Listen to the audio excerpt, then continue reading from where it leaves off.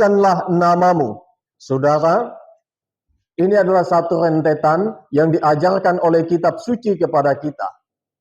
Dikuduskanlah namamu bagian dari doa Bapa kami, dan ini adalah isi bagian pertama. Ada 6 isi doa Bapa kami, dan dimulai dengan dikuduskanlah namamu. Kata kudus lebih dari 800 kali di dalam Alkitab. Kalau dikombin dengan kata suci, ribuan kali kata itu muncul di dalam Alkitab. Kata ini menjadi sentral, salah satu sentral dari pengajaran pemberitaan kitab suci kepada kita. Allah kudus, Tuhan kita kudus, maka kita seperti ayat yang sudah kita baca tadi, haruslah kudus. Saudara, melihat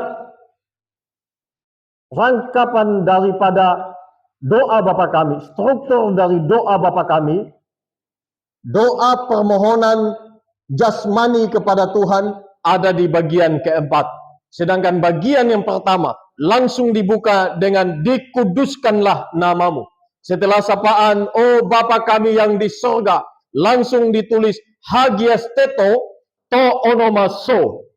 Dikuduskanlah namamu. You must be holy because the God, our God is holy. Jadi saudara yang dikasihi oleh Tuhan, ini adalah satu yang sangat penting yang tidak boleh diabaikan oleh setiap orang yang mengaku kenal Tuhan. Karena pengakuan mengenal Tuhan harus sebareng, harus sejajar dengan bagaimana dia hidup kudus, bagaimana dia berkata kudus. Cerminan dari totalitas hidupnya haruslah betul kudus di hadapan Tuhan dan juga di hadapan dunia ini. Itu ada satu paket yang tak terpisahkan ketika kita menguduskan nama Tuhan di dalam hidup. Waktu kita berdoa, dikuduskanlah namamu, ya Bapa kami yang di sorga. Itu juga dituntut bukan hanya kepada kita, tetapi kepada semua orang yang percaya kepada Tuhan. Pertama-tama, ini disampaikan kepada orang Israel. Saudara, di zaman PL, menjadi satu pusat dari konsentrasi yang ingin disampaikan oleh Tuhan kepada umatnya adalah kudus, kudus, kudus. Itu sebab kata ini terus diulang-ulang disampaikan kepada umatnya supaya mereka sadar bahwa hidup mereka berbeda dengan dunia. Hidup mereka tidak sama dengan orang yang tidak mengenal Tuhan. Hidup mereka harus mempermuliakan Allah. Hidup mereka harus menghormati Allah. Baik di dalam kata maupun di dalam tindakan. Di dalam totalitas hidup harus betul-betul menunjukkan bahwa mereka menguduskan nama Allah. Ini bukan sekedar kata-kata, bukan sekedar kita berdoa, oh Tuhan dikuduskanlah namamu, tetapi hidup kacau, hidup tidak beres, hidup tidak sesuai dengan firman Tuhan. Ini bukan kuduskanlah namamu.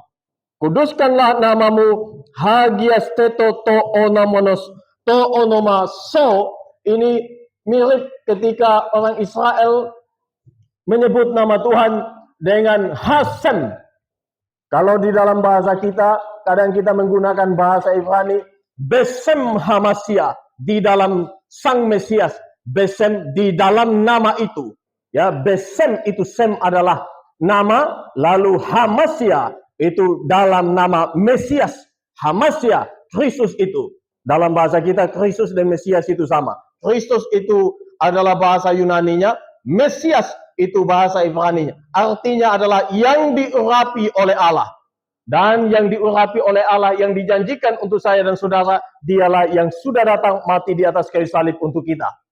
Dan di dalam dia kita boleh hidup, di dalam dia kita boleh bersekutu, di dalam dia kita disucikan, di dalam dia kita boleh mempermuliakan Allah. Di dalam dia kita boleh memanggil Allah yang maha besar sebagai Ya Aba, Ya Bapa.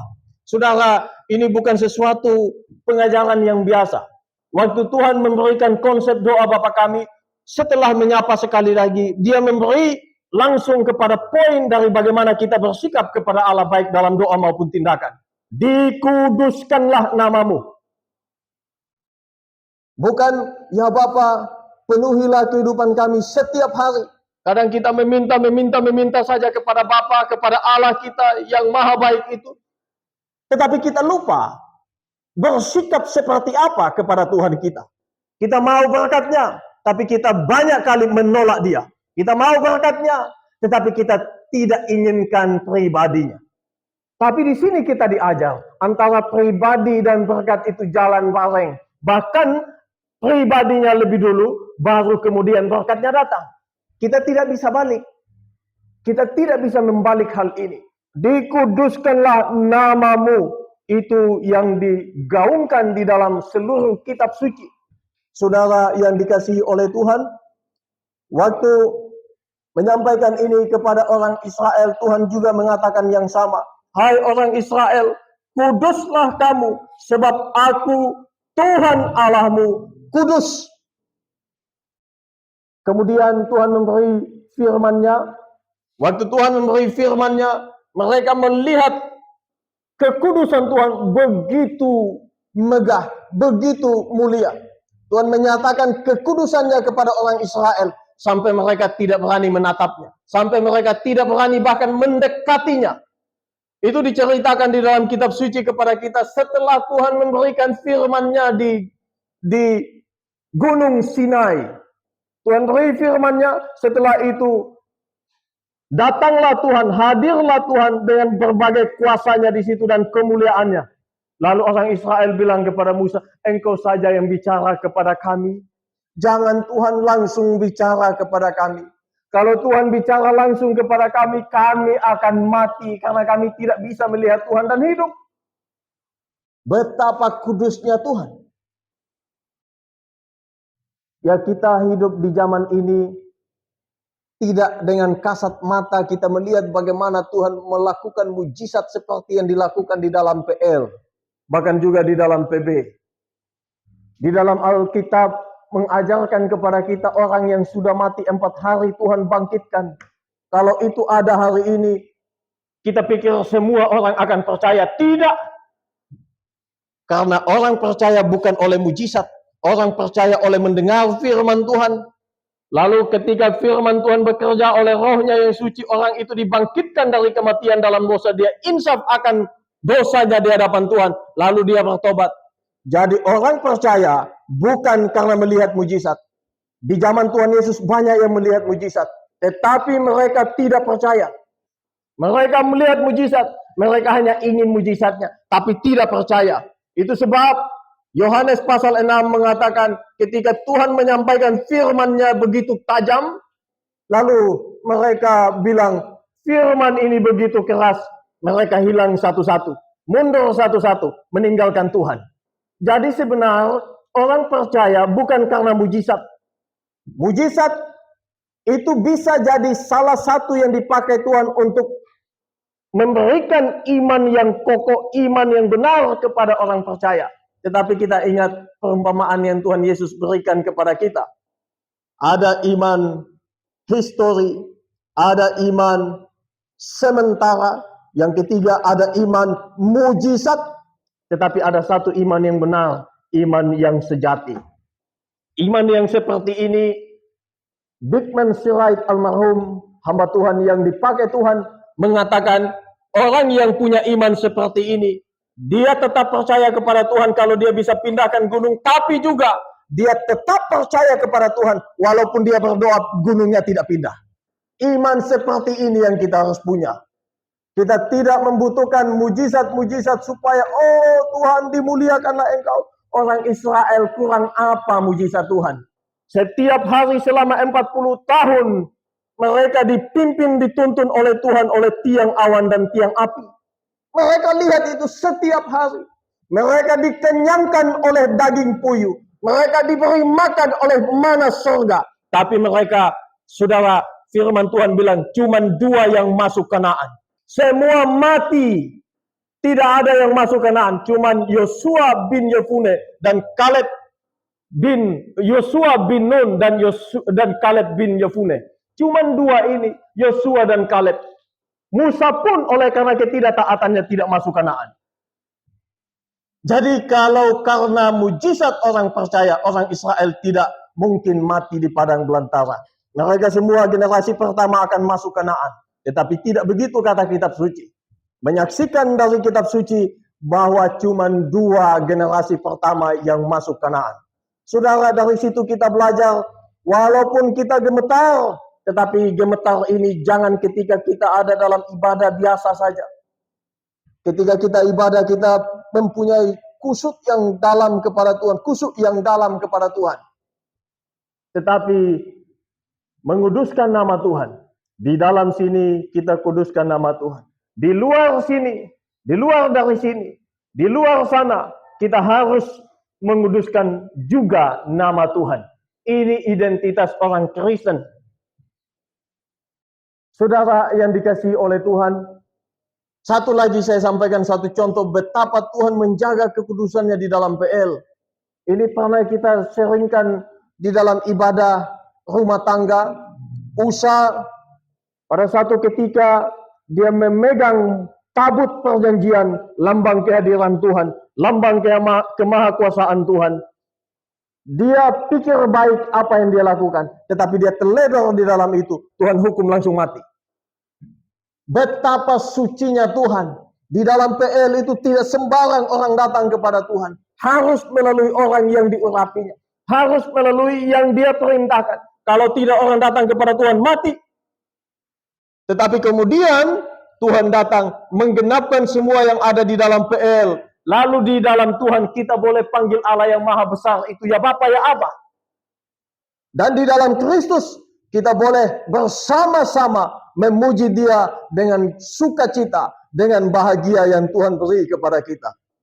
Karena waktu Tuhan disalibkan di atas kayu salib, di bait suci terbelah gorden dari atas ke bawah.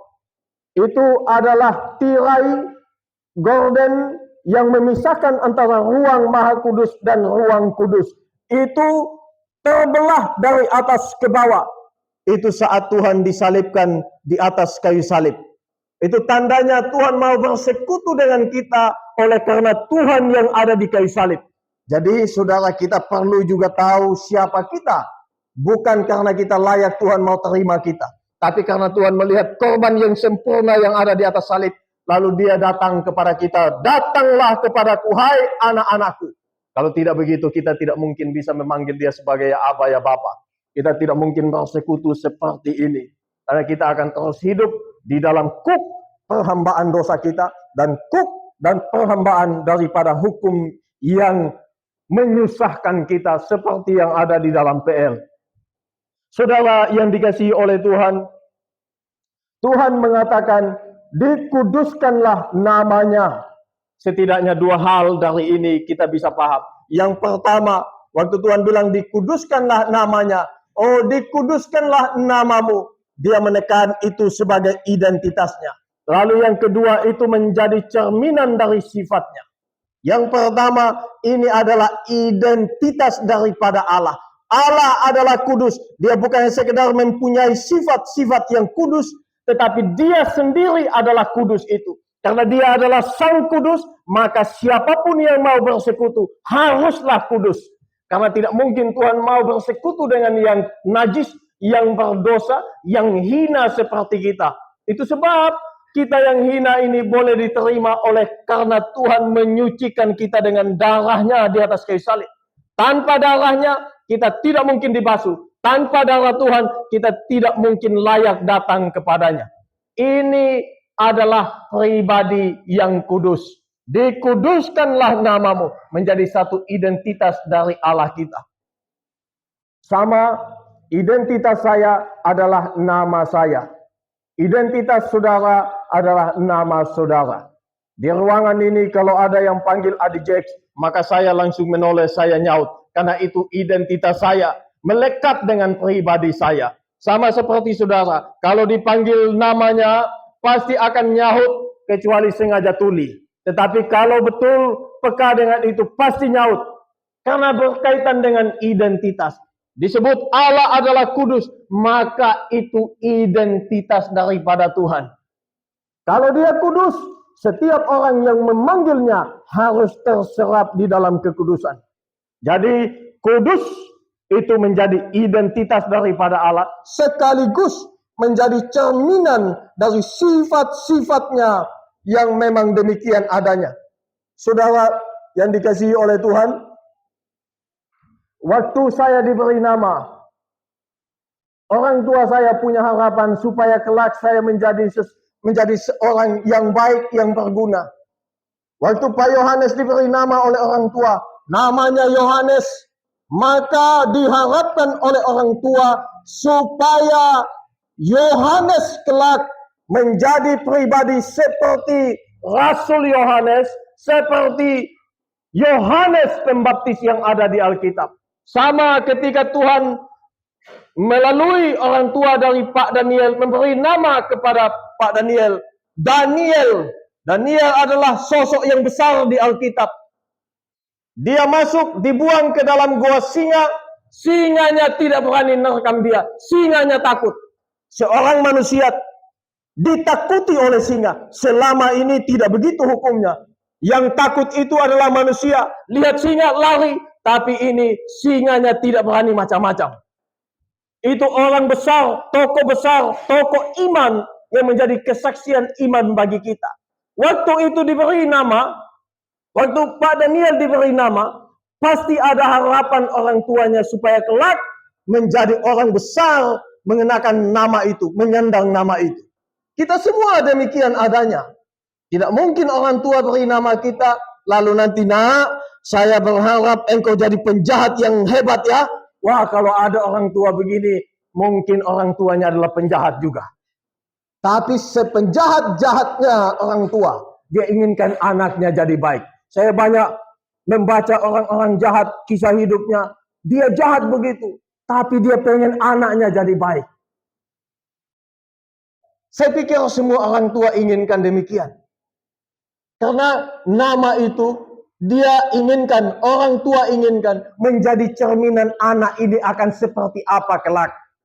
Jadi saudara dikasihi oleh Tuhan, kita semua punya nama, dan nama itu identitas kita sekaligus menjadi cerminan sifat kita. Puji Tuhan, Pak Daniel, Pak Yohanes, siapa lagi yang nama Alkitab di sini? Nama-nama Alkitab ada di dalam ruangan ini. Jemaat Tuhan yang punya nama itu ada di sini. Puji Tuhan, tempatnya bukan di lapas, bukan di lembaga pemasyarakatan di penjara. Kalaupun ada di penjara, puji Tuhan, jikalau dia di penjara oleh karena nama Tuhan. Firman Tuhan bilang begitu. Lebih baik menderita oleh karena nama Tuhan. Lebih baik menderita sebagai orang Kristen sejati daripada menderita karena berbuat dosa. Daripada menderita karena berbuat jahat.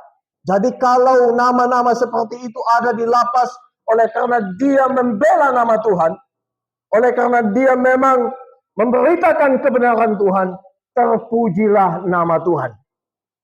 Orang tidak malu mengakui sebagai saudara orang yang demikian. Tetapi kalau sebaliknya, nama-nama Alkitab, tokohnya tokoh-tokoh hebat di Alkitab, Yohanes, Yakobus, Daniel, Musa, Yosua, tapi ada di penjara oleh karena pukul sesama, oleh karena mencuri, oleh karena minum mabuk lalu tidak tahu diri, punya masalah. Memalukan.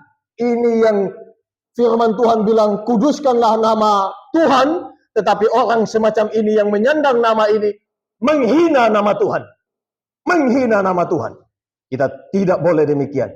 Khotbah ini cukup keras juga untuk saya dan saudara. Untuk Alkitab saudara, hamba-hamba Tuhan yang sungguh-sungguh bertanggung jawab akan memberitakan firman Tuhan, mereka seringkali dianiaya. Hidupnya tidak baik-baik. Bahkan ada yang harus dibunuh. Saya bilang saudara, Stefanus dirajam dengan batu. Paulus dipenggal kepalanya. Yohanes bahkan Rasul Yohanes, dia digoreng hidup-hidup tapi tidak mati, dibuang ke Pulau Patmos, diasingkan di sana. Yohanes Pembaptis kepalanya dipenggal. Saudara, sedikit hamba Tuhan di Alkitab yang mempunyai kemewahan-kemewahan. Bukan tidak boleh, kalau Tuhan berkati dan itu baik sekali. Tetapi jangan memanipulasi firman Tuhan untuk memperkaya diri seorang hamba Tuhan. Itu terkutuk di hadapan Tuhan. Karena firman Tuhan juga bilang begitu kepada kita. Di PL juga begitu. Yesaya itu digergaji, dipotong tubuhnya, digergaji. Banyak hamba Tuhan yang mati seperti itu. Bukan kita berdoa supaya hamba Tuhan hari ini matinya seperti itu, tidak. Yang saya pesan, yang saya tekan di bagian ini, hamba Tuhan harus berani menyampaikan kebenaran Tuhan. Kalau jemaatnya haus dan lapar, mereka akan menerima itu. Kalau jemaatnya mungkin hanya ingin mencari sesuatu yang puaskan telinga, mereka akan cari yang lain. Tidak apa-apa. Beritakan kebenaran Tuhan. Itu konsekuensi dari seorang hamba Tuhan dan konsekuensi dari mengikuti Tuhan. Saudara yang dikasihi oleh Tuhan, jadi dari dua itu kita bisa memahami bahwa ketika dikatakan dikuduskanlah namamu, ingatlah ini adalah identitasnya. Lalu ini juga menjadi cerminan dari siapa dia. Dia bukan hanya pribadi yang kudus, dia sendirilah sang kudus itu. Dia menyatakan itu dalam sifatnya, dia menyatakan itu dalam sikapnya, dalam karyanya, dia memang kudus. Oleh karena Tuhan kuduslah, maka anak Allah datang jadi manusia. Kalau dia tidak menuntut kekudusan dari kudusnya kudus Tuhan, maka tidak mungkin Tuhan Yesus mati di kayu salib. Dia bisa selesaikan itu dengan caranya yang biasa saja. Tapi karena dia menuntut kekudusan, harus dibalas dengan kekudusan. Maka Tuhan Yesus yang kudus harus mati di kayu salib untuk saya dan saudara. Dalam 2 Korintus pasal 5 ayat 21 dikatakan, dia, Tuhan Yesus yang tidak mengenal dosa, dibuat oleh Allah menjadi dosa karena saya dan saudara. Supaya di dalam dia kita boleh dibenarkan di dalam Allah. Ini adalah prinsip dan kebenaran yang Tuhan beri kepada kita. Karena Tuhan adalah kudus. Lalu Tuhan bilang dikuduskanlah namamu. Apa yang kita harus lakukan? Ada dua hal. Yang pertama, jangan sebut nama Allah dengan sembarangan. Artinya, mulut kita harus dijaga benar. Dia adalah kudus. Namanya pun adalah kudus. Jadi bukan hanya dia yang kudus. Nama yang dia sandang pun adalah kudus. Kalau itu adalah kudus, maka tidak boleh kita sebut dengan sesuka hati kita dengan sembarang nama Tuhan kita. Termasuk nama Tuhan kita Yesus Kristus. Yang dimaksudkan di sini, ya misalkan kalau kaget, langsung sebut nama Tuhan. Karena kebiasaan dikit-dikit sebut nama Tuhan kita. Dikit-dikit sebut nama Tuhan. Dalam sumpahnya sebut nama Tuhan. Segampang itu. Padahal Tuhan Yesus ngajar kita. Apa yang benar, kalau itu ya, katakanlah ya. Kalau tidak, katakanlah tidak. Tidak perlu sumpah. Tidak perlu sebut nama Tuhan dengan sembarangan. Itu ada di dalam hukum yang ketiga. Dari 10 firman yang Tuhan beri. 10 hukum yang Tuhan beri. Dalam hukum yang ketiga itu dikatakan, janganlah menyebut nama Tuhan Allahmu dengan sembarangan. Karena Tuhan akan memandang bersalah siapapun yang menyebut namanya dengan sembarangan. Itu ada dalam Keluaran pasal 20. Keluaran pasal 20 ayat 1 sampai 17 adalah 10 firman. Khusus ayat 7 berkaitan dengan yang saya katakan tadi. Maka jangan sebut nama Tuhan dengan sembarangan. Seperti saudara menghormati saudara yang lain, demikianlah kita harus menghormati nama Tuhan kita. Tidak sembarang sebutin.